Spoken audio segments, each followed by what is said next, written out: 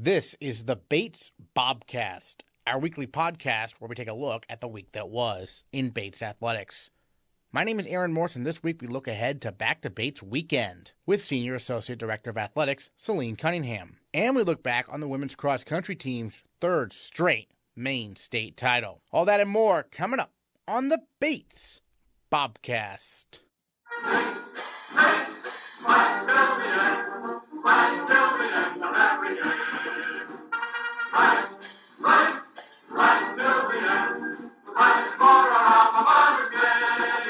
Last week, Bates student athletes and coaches welcomed sports attorney Janet Judge to campus. Her presentation touched on a number of topics related to sports law, but she also focused on social media and how schools and student athletes can work together to make it a force for good. Well, Janet, tell me a little bit about how you first got interested in sports law and maybe what's your favorite part about, practicing and talking to colleges as well. Well, I was a student athlete, and after I was a student athlete, I stayed on and I was assistant athletic director at Harvard, and part of my job was interpreting the NCAA manual. And after a little bit, I sort of thought I'm gonna go to law school because it can't be any more difficult than interpreting the NCAA manual. So, right. and I found federal and state law is a little bit more straightforward. So it was the right thing to do. How do you start first going around talking to colleges like this?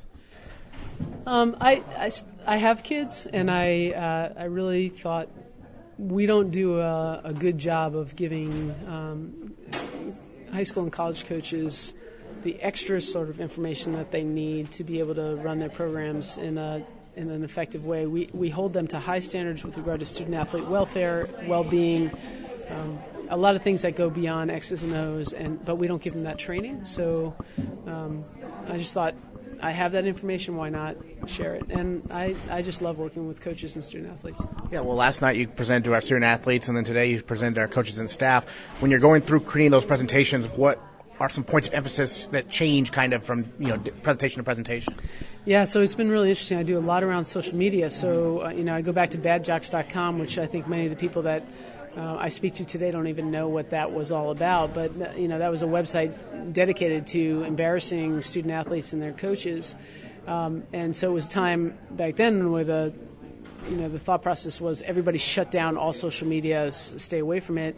And now in social media with student athletes, we've evolved to the brand ambassadors and what can they be doing to help programs. So my presentations are constantly evolving, as well as the national dialogue about the role of college sports. And so I try and draw from, I'm obviously a sports lawyer, so I try and draw from the cases that I'm involved in and I read about nationally to provide schools, student athletes, and their coaches effective tools to navigate the current process. What were some of your observations about our student athletes here at Bates?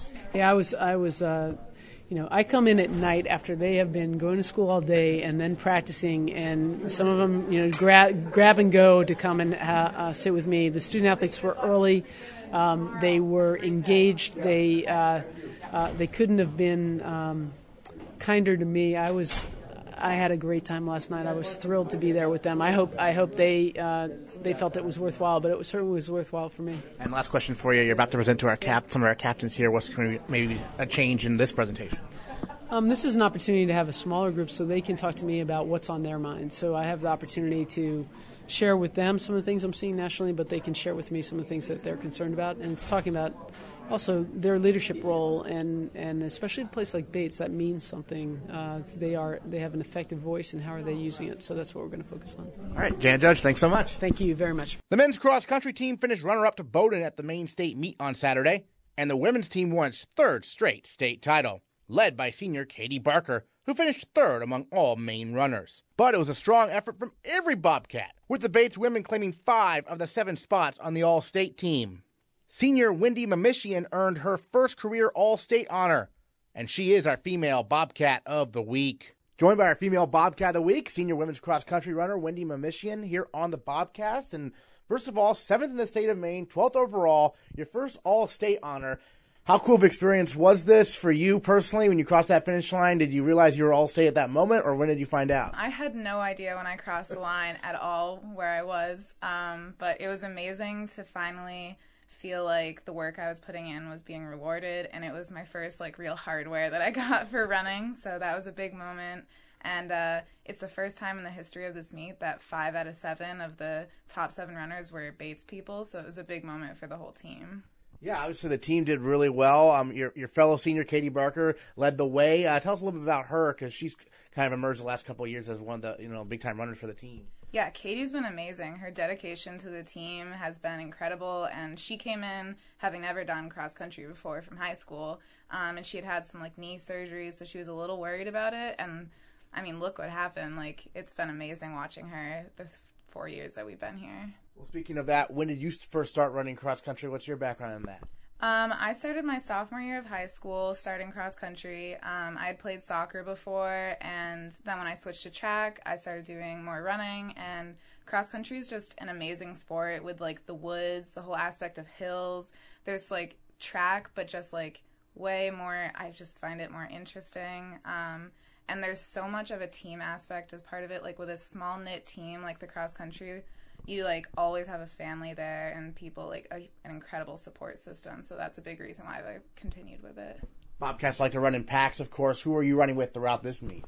I was running a lot with Sarah Rothman, Tara Ellard, Hannah Austin was there, and then Aiden was right behind me the whole time. So we had a really big group for this meet. As our first 6K, we really tried to help each other keep going.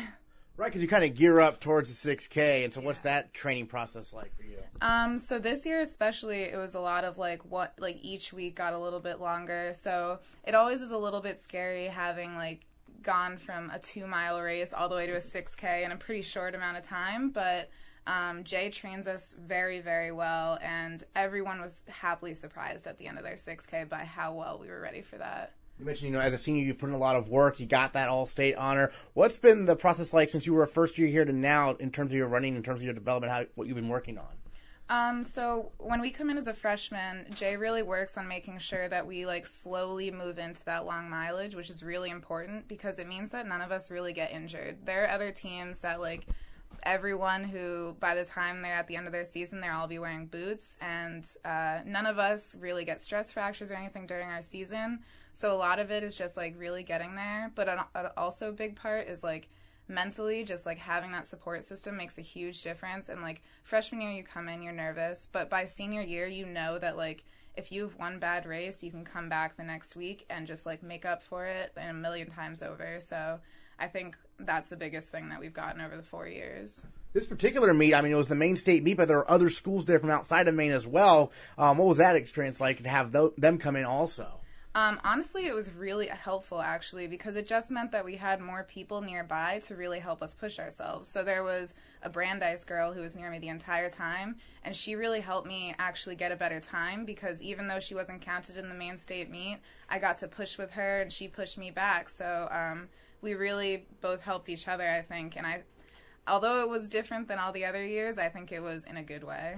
And this was at Bowdoin, right, in Brunswick. And so what was the course like? Because I understand it's also where the regionals are going to be. Is that correct? Yeah. So that's why they had it as a 6K for the state meet. It's going to be where regionals is, but this is known as one of the flattest courses in the NESCAC. So it's really nice to have that as compared to Pineland, where we're sprinting up hills pretty much the entire time. So it was just 2 loops of 2 times of the same loop, and for me that's really helpful. Knowing that there's not going to be a huge struggle up a hill is really nice for me, and it just made it so much nicer when you entered those little areas where the woods were. You got to really have a little bit of silence from the crowds. I love Bowdoin course. I think it's great. So where do you think you're going to be headed? Are you going to be going to Wisconsin or to Bowdoin again? I'm going to Wisconsin, which I'm very excited about. That was a big push for me over the summer for training. I'm so excited. I love traveling with the team. We always go a day early and we get to see the sights around there. And I've never been to the Midwest, so this is going to be exciting. Oh, nice. Well, speaking of that, you're from Massachusetts, right? Yes. So how did you first decide to come up here to Bates for college back when you were searching for schools? I really had no idea where I wanted to go for school, but my mom actually came to Bates, so I'm a legacy. So that was a big push. And then when I was choosing between the schools I got into, Bates just was the most friendly place I've ever been to, and you could tell there was a community right when I got here, even for that one day, and that made all the difference. It's just a school that no other schools like this. So how thrilled was your mom that you were coming up and following her footsteps? She tried not to show it while I was choosing, but when I chose and I was like, I really need to come to Bates, she was like, I completely get it. So she has the whole like Bates legacy hat now. She comes to every meet. She'll be here this weekend. She's so excited. Excellent. And then, well, what have you been studying while you've been here? What's your major? I'm a bio major and I'm on the pre-med track. Okay. So lots of science classes, lots of labs. I've spoken to runners before. They've said that running really helps them kind of relax almost compared to the stress of the classroom. Is that the same for you? Yeah, no, for sure. There's so much, like, it's just a different mental stress, but it's in a way where you just get to worry about, like, can I make it up that hill instead of, like, studying for a test and really worrying about, like, learning everything. It's so nice to just relax, get out, go onto the trails or like the river path in Lewiston. It's so much nicer to be able to do that than just sit in the library after classes. So this weekend you're getting off then, is that correct? So it's back to Bates. So how exciting is that for you is that typical to get the back to Bates weekend off for cross country? Jay always makes sure we get the back to Bates weekend off, and it's very exciting because we're having Catherine Cook come back. We're having a whole bunch of people who graduated return, and it's just really nice to be able to see everyone, be with their families, and a whole bunch of like teammates will go out to dinner together with families and stuff. So it's very fun. All right, Wendy, thanks so much. Congrats again on being our female Bobcat of the week. Thank you so much. The field hockey team upset number 5 nationally ranked Babson on the road in overtime by a final score of 3-2 on Wednesday. Junior captain Grace Fitzgerald scored the game-winning goal for the second straight year against the Beavers. The win marks the 6th straight time Bates has defeated Babson, with the last 4 wins coming with Babson ranked as one of the top 10 teams in the country. Unfortunately, Bates did not take the momentum into the weekend, falling 4-0 at number 18 Trinity. Bates looks to get back on the winning track this Saturday when the Bobcats host Connecticut College at noon. The men's soccer team earned a double overtime victory at Trinity on Saturday, defeating the Bantams 2-1 on a game-winning goal from junior captain Peder Bakken. He assisted on an Austin Sansone goal earlier in the match and scored the Bobcats' lone goal in a 2-1 loss at Amherst on Sunday. Bates is ranked 9th in New England, and Peder Bakken is our male Bobcat of the week. We had a lot of pressure on their team, and so they were trying to clear the ball out of their end, and there was just like 3 different times where our guys won it back and just dumped it back in. And eventually the ball fell to Morgan Dudney out on the right, and he cut it back and crossed it with his left to the back post. And there were 2 of our guys there, and they both did a good job of fighting for the ball. And so it just fell to Liam, who then the goalie came out and he shot it, and the goalie saved it, and it just fell perfectly. Opportunity for me of just empty net, and so I tapped it in, and then our bench went a little bit crazy, which was always fun with OT winners. Game over. Yeah, the celebration there in the corner, that's always a good time, right? Yeah, our coach was the first one to the corner flag. I'm not sure I've seen him move that fast all year. And speaking of Coach Shake, what was he telling the team maybe after perhaps even the Amherst match, another close one there, about what it's going to take to, have a strong week this week leading up to Connecticut College? We all just need to focus on doing the little things better. Against Amherst, we gave up a goal on a flip throw, which we all knew going into the game was where Amherst is really dangerous. So it was really disappointing that we did that, especially 2 minutes after they scored. But just like regrouping, getting our minds right again, and just focusing on the little things. I thought your assist against Trinity was pretty impressive, right? You had to slide tackle the guy to get the ball back, and then did you see Austin up ahead? Well, take us through your visualization of that play. Yeah, that was actually kind of funny because I made a pretty bad play in giving the ball away, and so then they had a dangerous counterattack, and then I tried to make up for it by getting back and tackling the guy. And so then it just worked out. I saw Austin was making a run, and their center backs were split pretty wide, and Austin was making a run between them.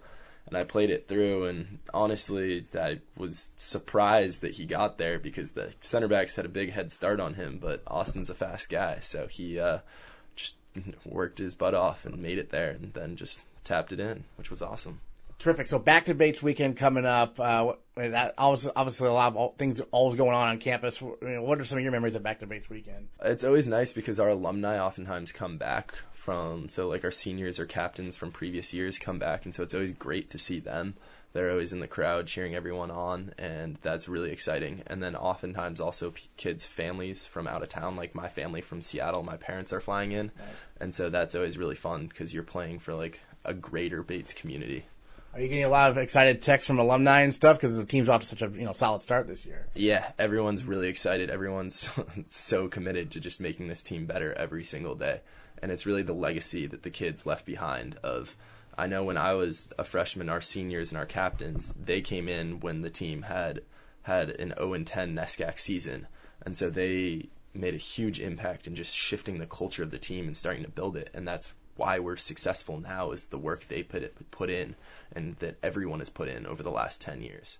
Terrific. Obviously a tough opponent this weekend, right? Con College, you've played them in the past. What type of style do they bring to the table? They definitely like to play, which is awesome for us because they're going to try and get the ball down and move it. And we like to fight. So we are very excited to get stuck in defensively on them and shut them down and then hit them on the counter, and it should be fun.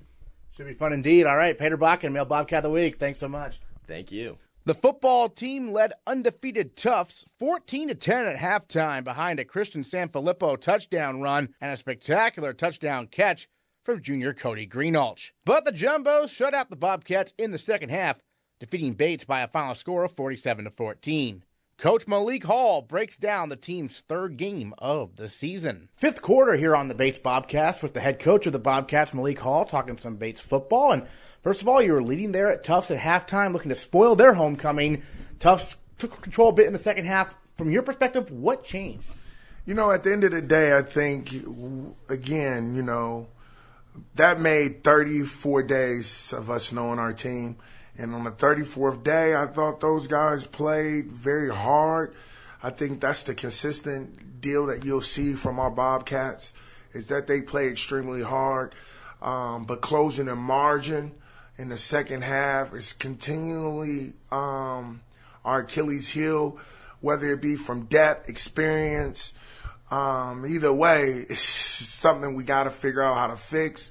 And it's hurting. It's hurting because – going in the half winning, you would think that's enough juice to kind of carry you through two more quarters and make it very interesting in the fourth.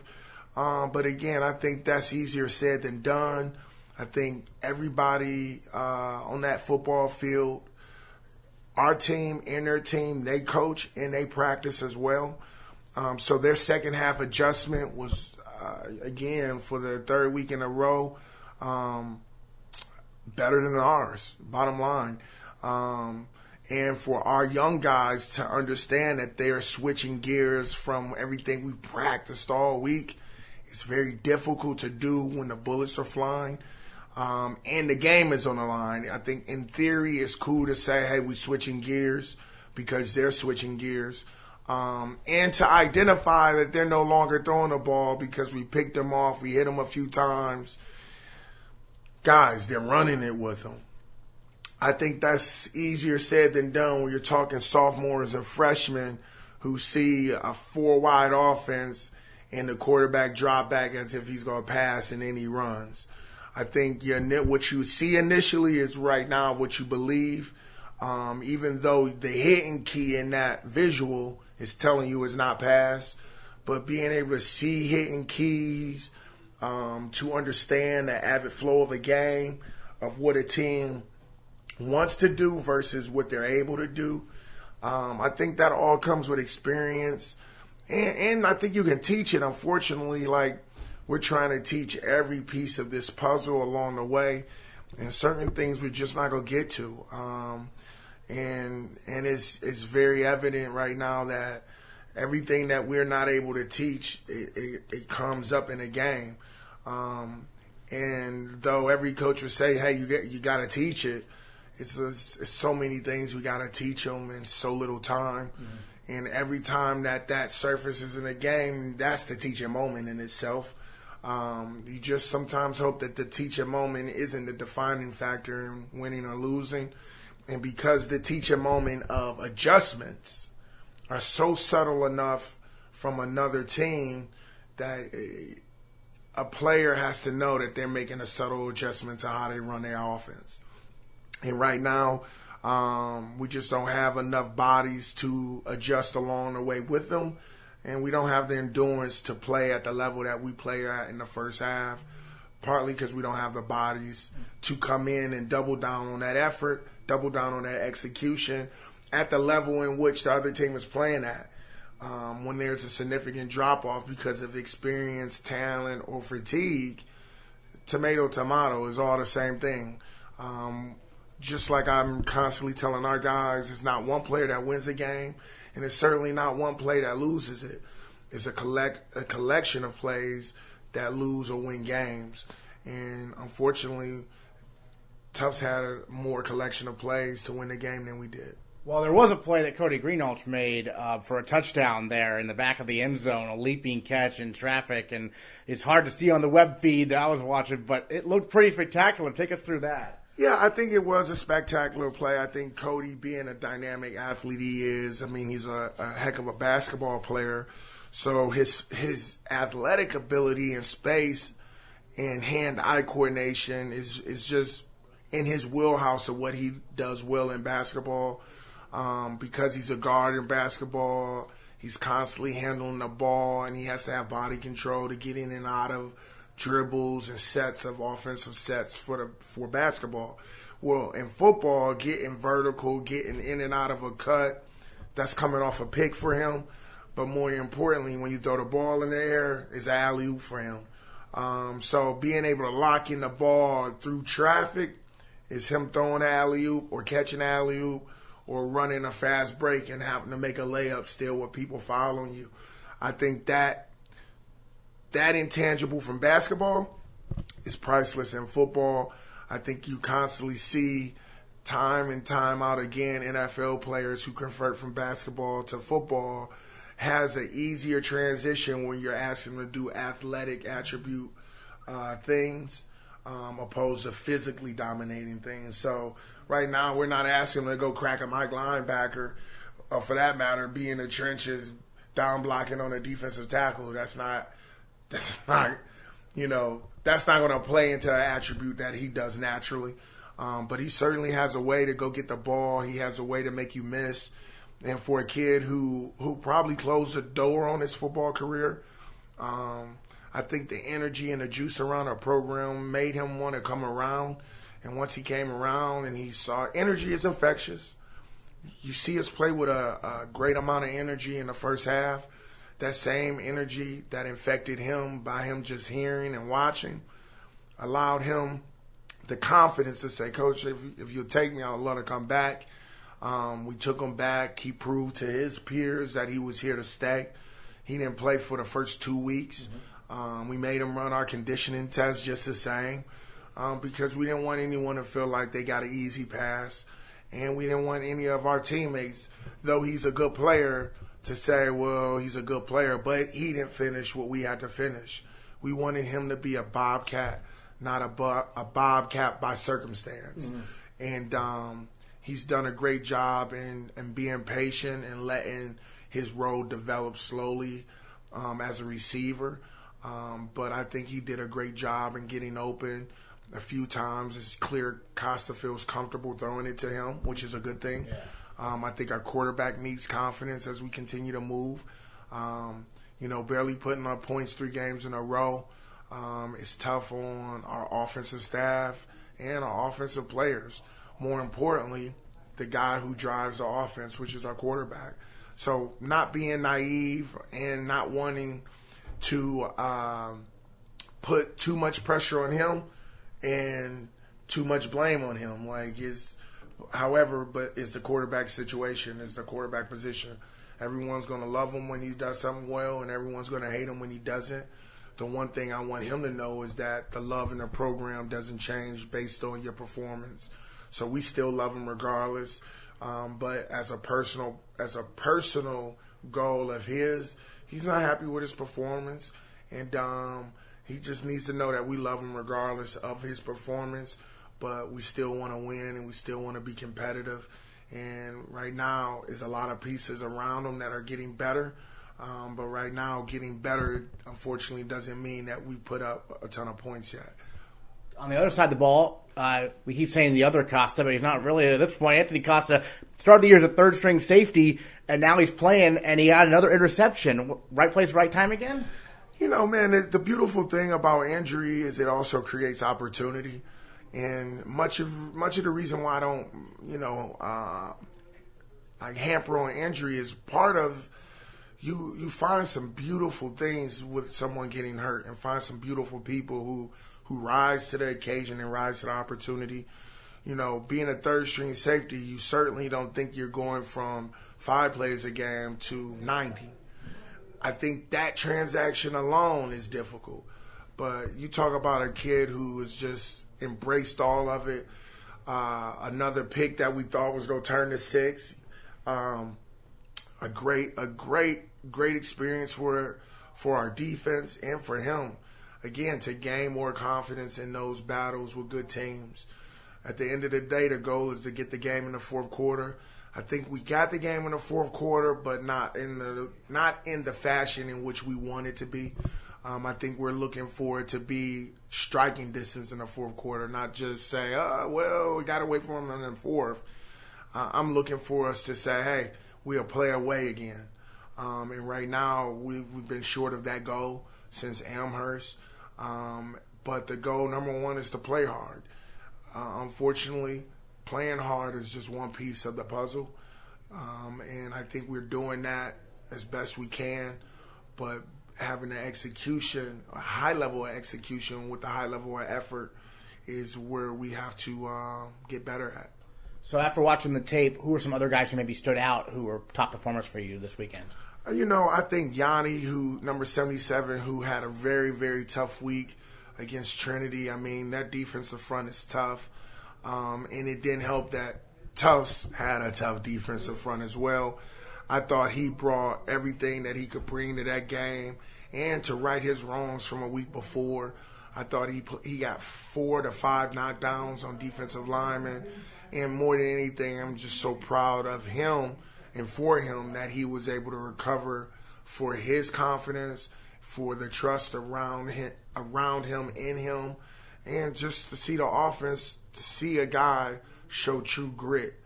Grit is not what you look like when you perform well. Grit is when you perform well, what do you look like the next snap, the next game, the next year.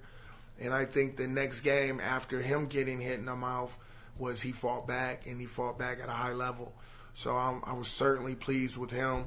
I was also, again, our captain, Harrington played very well, along with Johnny Lindgren, who has been a junior carrying a senior load. And we're continue to find more guys as we go. But again, we're a little bit over 35 days in knowing each other. Yeah. And the one thing that I don't want them to ever miss in translation or in transaction of games is that. And with us continuing and knowing each other, we can continue to call better plays for our personnel. And not only that, they can continue to execute the plays that we call. But that comes with chemistry, and right now chemistry is the one silver lining that we're hoping to catch through all of this heartache. And I think adversity will allow you to build chemistry and build some solidarity for each other to know, like, hey, guys, we're in this together. Hey, I got your back because you got my back, and I will be my brother's keeper, win or lose. Whether you graduate and come back for homecoming this week or not, I'm still your brother, and I keep my brother through all adversity. Brothers are built through adversity. Friends are built through joyful moments.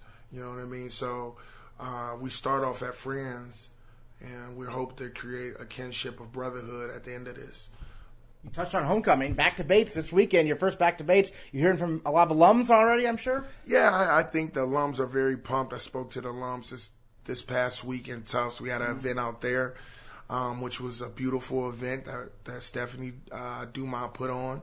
I think as we continue to grow in developing our program and developing our kids and developing our alum, it's our hopes that all becomes one heartbeat, right? The program, the alum, and the players in the program all beat on the same heartbeat.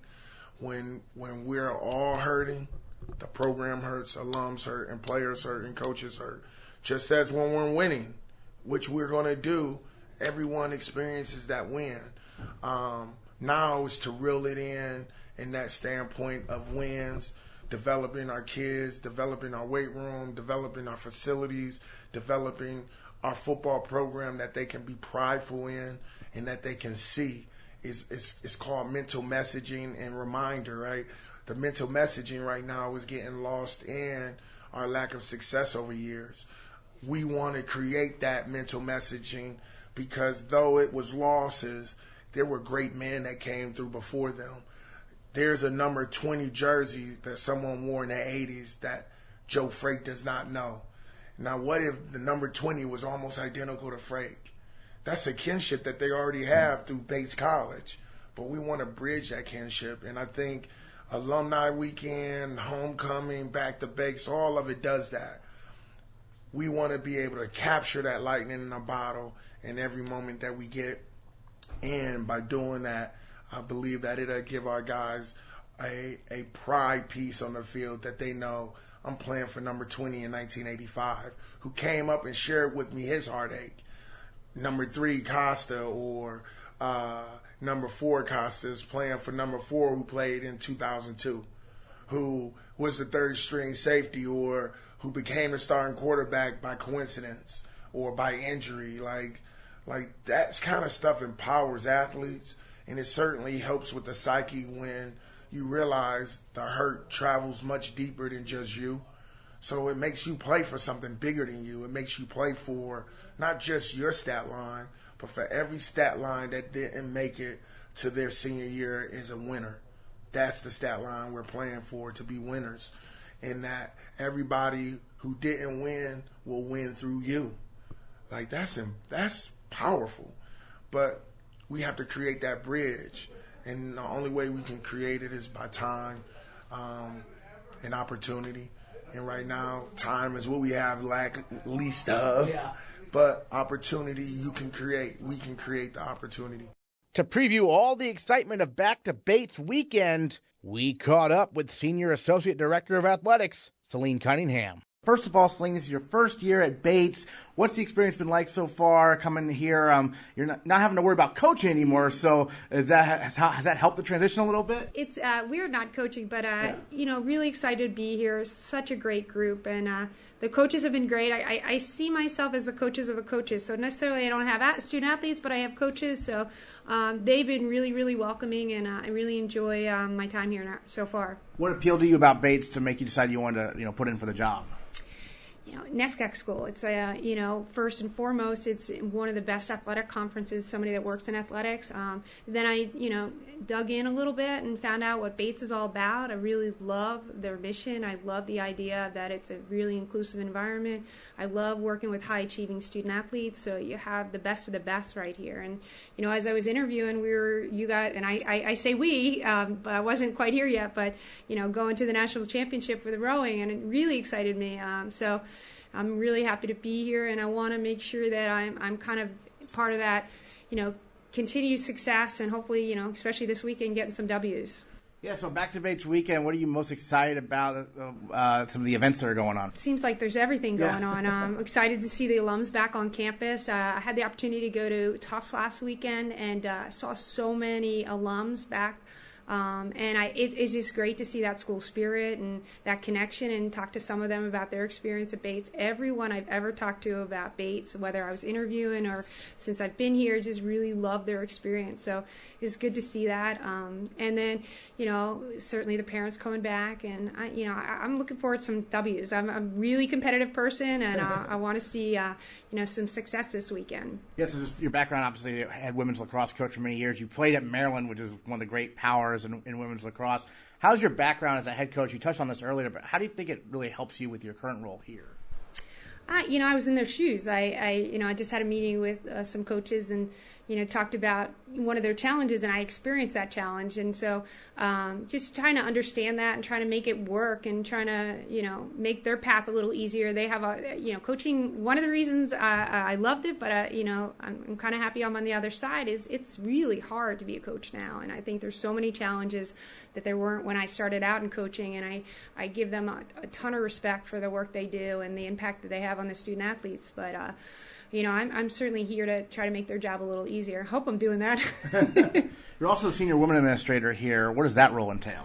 I'm always about, getting opportunities for women and my experience as a student athlete. I was, I hate to date myself, but I was at the tail end of the Title IX. I had an opportunity to get a scholarship to go to college and play. And, I think that any opportunity for women to be involved, and certainly I'm not just supporting women, I'm supporting all the athletes here, but just a female perspective, I think, has been helpful in my career.